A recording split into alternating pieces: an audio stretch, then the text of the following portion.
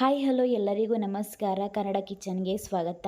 ಇವತ್ತಿನ ವಿಡಿಯೋದಲ್ಲಿ ನಾವು ತುಂಬ ರುಚಿಯಾಗಿರುವಂತಹ ಬೆಂಡೆಕಾಯಿಯ ಗ್ರೀನ್ ಮಸಾಲಾನ ಹೇಗೆ ಮಾಡೋದಂತ ನೋಡೋಣ. ಹಾಗೆ ಈ ವಿಡಿಯೋ ನೋಡ್ತಿರೋರು ಪ್ಲೀಸ್ ನಮ್ಮ ಚಾನಲನ್ನು ಸಬ್ಸ್ಕ್ರೈಬ್ ಮಾಡ್ಕೊಳ್ಳಿ, ಹಾಗೆ ಬೆಲ್ ಐಕಾನ್ನ ಕ್ಲಿಕ್ ಮಾಡಿ. ಈ ಬೆಂಡೆಕಾಯಿ ಗ್ರೀನ್ ಮಸಾಲ ಮಾಡೋದಕ್ಕೆ ನಾನಿಲ್ಲಿ ಮೊದಲಿಗೆ ಗ್ರೀನ್ ಮಸಾಲಾನ ರೆಡಿ ಮಾಡ್ಕೊಳ್ತೀನಿ. ಗ್ರೀನ್ ಮಸಾಲ ಮಾಡೋದಕ್ಕೆ ನಾನಿಲ್ಲಿ ಒಂದು ಮಿಕ್ಸಿ ಜಾರ್ಗೆ 8 ಗೋಡಂಬಿ ಪೀಸ್ನ ಹಾಕ್ತಿದ್ದೀನಿ. ನಾನಿಲ್ಲಿ ಮೊದಲೇ ಇದನ್ನ ಒಂದು ಅರ್ಧ ಗಂಟೆಗಳ ಕಾಲ ನೆನೆಸಿ ಇಟ್ಟಿದ್ದೆ. ಹಾಗೆ ಒಂದು 4 ಹಸಿಮೆಣಸು, ನಂತರ ಶುಂಠಿ, ಬೆಳ್ಳುಳ್ಳಿ, ಕೊತ್ತಂಬರಿ ಸೊಪ್ಪು ಹಾಗೆ ಪುದೀನ ಸೊಪ್ಪು ಇದನ್ನೆಲ್ಲ ಹಾಕಿ ಇದಕ್ಕೆ ಸ್ವಲ್ಪ ನೀರು ಹಾಕಿ ಇದನ್ನ ನುಣ್ಣಗೆ ಪೇಸ್ಟ್ ಮಾಡಿ ಇಟ್ಕೊಳ್ತೀನಿ. ಹಾಗೆ ನಾನಿಲ್ಲಿ ಬೆಂಡೆಕಾಯಿನ ಫ್ರೈ ಮಾಡ್ಕೊಳ್ಬೇಕಾಗತ್ತೆ. ಬೆಂಡೆಕಾಯಿ ಫ್ರೈ ಮಾಡೋದಕ್ಕೆ ನಾನಿಲ್ಲಿ ಒಂದು ತವನ ಇಟ್ಕೊಂಡಿದ್ದೀನಿ. ಅದಕ್ಕೆ ಸ್ವಲ್ಪ ಎಣ್ಣೆನ ಹಾಕಿ ಬೆಂಡೆಕಾಯಿನ ಫ್ರೈ ಮಾಡ್ಕೊಳ್ತಿದ್ದೀನಿ. ನಾನಿಲ್ಲಿ ಒಂದು 200 ಗ್ರಾಮ್ ಆಗೋಷ್ಟು ಬೆಂಡೆಕಾಯಿನ ಕಟ್ ಮಾಡಿ ಇದಕ್ಕೆ ಹಾಕ್ತಿದ್ದೀನಿ. ಇದನ್ನು ಚೆನ್ನಾಗಿ ಸ್ವಲ್ಪ ಫ್ರೈ ಮಾಡ್ಕೊಳ್ಬೇಕಾಗತ್ತೆ. ಇದ್ರ ಒಳ್ಳೆ ಅಂಶ ಎಲ್ಲ ಹೋಗಬೇಕು, ಅಲ್ಲಿ ತನಕ ಇದನ್ನ ಚೆನ್ನಾಗಿ ಫ್ರೈ ಮಾಡ್ಕೊಳ್ಳಿ. ನಾನಿಲ್ಲಿ ಬೆಂಡೆಕಾಯಿನೇ ಒಂದು 5 ನಿಮಿಷಗಳ ಕಾಲ ಚೆನ್ನಾಗಿ ಫ್ರೈ ಮಾಡಿ ತೆಗೆದಿಟ್ಕೊಂಡಿದ್ದೀನಿ. ಈಗ ಬೆಂಡೆಕಾಯಿ ಗ್ರೀನ್ ಮಸಾಲ ಮಾಡೋದಕ್ಕೆ ನಾನಿಲ್ಲಿ ಒಂದು ಸ್ಟವ್ ಆನ್ ಮಾಡಿ ಒಂದು ಪಾತ್ರೆನ ಇಟ್ಕೊಂಡಿದ್ದೀನಿ. ಅದಕ್ಕೆ ಸ್ವಲ್ಪ ಎಣ್ಣೆ ಹಾಕಿದ್ದೀನಿ. ಹಾಗೆ ಸ್ವಲ್ಪ ಚಕ್ಕೆ, ಲವಂಗ, ಏಲಕ್ಕಿ ಕೂಡ ಹಾಕ್ತಿದ್ದೀನಿ. ಅದನ್ನೆಲ್ಲ ಫ್ರೈ ಆದಮೇಲೆ ಸಣ್ಣಗೆ ಕಟ್ ಮಾಡಿರೋ ಒಂದು ಮೀಡಿಯಮ್ ಸೈಜ್ನ ಈರುಳ್ಳಿನ ಹಾಕಿ, ಈರುಳ್ಳಿ ಕೂಡ ಸ್ವಲ್ಪ ಕಲರೆಲ್ಲ ಚೇಂಜ್ ಆಗೋ ತನಕ ಇದನ್ನ ಚೆನ್ನಾಗಿ ಫ್ರೈ ಮಾಡ್ಕೊಳ್ತೀನಿ. ಈರುಳ್ಳಿ ಎಲ್ಲ ಫ್ರೈ ಆದಮೇಲೆ ಇದಕ್ಕೆ ನಾನು ಪೇಸ್ಟ್ ಮಾಡಿ ಇಟ್ಕೊಂಡಿರುವಂಥ ಗ್ರೀನ್ ಮಸಾಲಾನ ಹಾಕ್ತಿದ್ದೀನಿ.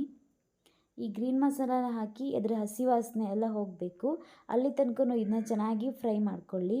ಈ ಬೆಂಡೆಕಾಯಿ ಗ್ರೀನ್ ಮಸಾಲ ಚಪಾತಿ, ರೊಟ್ಟಿಗೆಲ್ಲ ತುಂಬಾ ರುಚಿಯಾಗಿರುತ್ತೆ ತಿನ್ನೋದಕ್ಕೆ. ಹಾಗೆ ಮಾಡೋದು ಕೂಡ ತುಂಬಾ ಸುಲಭ, ಈಸಿಯಾಗಿ ನಾವು ಇದನ್ನ ಮಾಡ್ಕೊಳ್ಬೋದು. ಇದಕ್ಕೆ ಒಂದು ಅರ್ಧ ಸ್ಪೂನ್ ಆಗುವಷ್ಟು ಉಪ್ಪನ್ನ ಹಾಕ್ತಿದ್ದೀನಿ. ಹಾಗೆ ಇದೆಲ್ಲ ಹಸಿ ವಾಸನೆ ಹೋದ ನಂತರ ಇದಕ್ಕೆ 1 ಸ್ಪೂನ್ ಆಗುವಷ್ಟು ಧನಿಯಾ, ಅರ್ಧ ಸ್ಪೂನ್ ಆಗುವಷ್ಟು ಅಚ್ಕಾರದ ಪುಡಿ, 1/4 ಸ್ಪೂನ್ ಆಗುವಷ್ಟು ಜೀರಿಗೆ ಪೌಡರ್, ಹಾಗೆ 1/4 ಸ್ಪೂನ್ ಆಗುವಷ್ಟು ಗರಂ ಮಸಾಲಾನ ಹಾಕಿ ಇದನ್ನ ಚೆನ್ನಾಗಿ ಮಿಕ್ಸ್ ಮಾಡ್ಕೊಳ್ತೀನಿ. ಇದೆಲ್ಲ ಸ್ವಲ್ಪ ಚೆನ್ನಾಗಿ ಫ್ರೈ ಆಗಲಿ. ಇದೊಂದು 2 ನಿಮಿಷ ಆದರೂ ಚೆನ್ನಾಗಿ ಫ್ರೈ ಆಗಬೇಕಾಗತ್ತೆ. ನಂತರ ಇದಕ್ಕೆ ನಾನು 1 ಸ್ಪೂನ್ ಆಗುವಷ್ಟು ಮೊಸರನ್ನ ಹಾಕ್ತಿದ್ದೀನಿ.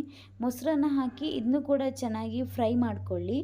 ಇದನ್ನು ಒಂದ್ಸಲ ಮಿಕ್ಸ್ ಮಾಡ್ಕೊಂಡಾದ್ಮೇಲೆ ಇದಕ್ಕೆ ನಾನು ಫ್ರೈ ಮಾಡಿ ಇಟ್ಕೊಂಡಿರುವಂಥ ಬೆಂಡೆಕಾಯಿನ ಹಾಕ್ತಿದ್ದೀನಿ. ಬೆಂಡೆಕಾಯಿನ ಹಾಕಿ ಎಲ್ಲ ಕಡೆನೂ ಒಂದ್ಸಲ ಮಿಕ್ಸ್ ಮಾಡ್ಕೊಳ್ಳಿ. ಬೆಂಡೆಕಾಯಿಗೆ ಎಲ್ಲ ಮಸಾಲ ಸೇರಿಕೊಳ್ಬೇಕು, ಆ ರೀತಿ ಮಿಕ್ಸ್ ಮಾಡ್ಕೊಳ್ಳಿ. ಇದೆಲ್ಲ ಮಿಕ್ಸ್ ಮಾಡ್ಕೊಂಡಾದ್ಮೇಲೆ ಈ ಬೆಂಡೆಕಾಯಿ ಬೇಯೋದಕ್ಕೆ 1 ಲೋಟದಷ್ಟು ನೀರನ್ನು ಹಾಕಿ ಒಂದು ಮುಚ್ಚಳನ ಮುಚ್ಚಿ ಇನ್ನೊಂದು 10 ನಿಮಿಷಗಳ ಕಾಲ ಚೆನ್ನಾಗಿ ಬೇಯಿಸ್ಕೊಳ್ಬೇಕಾಗುತ್ತೆ. ಈ ಬೆಂಡೆಕಾಯಿ ಆಲ್ರೆಡಿ ಫ್ರೈ ಮಾಡಿದ್ದೀವಿ, ಆದರೂ ಈ ಬೆಂಡೆಕಾಯಿ ಚೆನ್ನಾಗಿ ಬೇಯಬೇಕಾದ್ರಿಂದ ಒಂದು 10 ನಿಮಿಷಗಳ ಕಾಲ ಇದನ್ನ ಮುಚ್ಚಿ ಬೇಯಿಸ್ಕೊಳ್ಳಿ. ನಿಮಗೆ ಚಪಾತಿಗೆಲ್ಲ ಒಂದೇ ಥರ ಗ್ರೇವಿ ಮಾಡಿ ಬೇಜಾರಾಗಿದ್ದರೆ ಈ ಥರ ಬೆಂಡೆಕಾಯಿ ಗ್ರೀನ್ ಮಸಾಲ ಮಾಡ್ಕೊಳ್ಳಿ, ತಿನ್ನೋದಕ್ಕೆ ತುಂಬಾ ರುಚಿಯಾಗಿರುತ್ತೆ. ರುಚಿ ಕೂಡ ಡಿಫ್ರೆಂಟ್ ಆಗಿರುತ್ತೆ. ಇದೀಗ 10 ನಿಮಿಷ ಆಗಿದೆ, ಬೆಂಡೆಕಾಯಿ ಕೂಡ ಚೆನ್ನಾಗಿ ಬೆಂದಿದೆ. ಇಷ್ಟಾದರೆ ಸಾಕು. ಇದಕ್ಕೆ ನಾನು ಕೊನೆಯದಾಗಿ ಕೊತ್ತಂಬರಿ ಸೊಪ್ಪನ್ನ ಸಣ್ಣದಾಗಿ ಕಟ್ ಮಾಡಿ ಹಾಕ್ತಿದ್ದೀನಿ.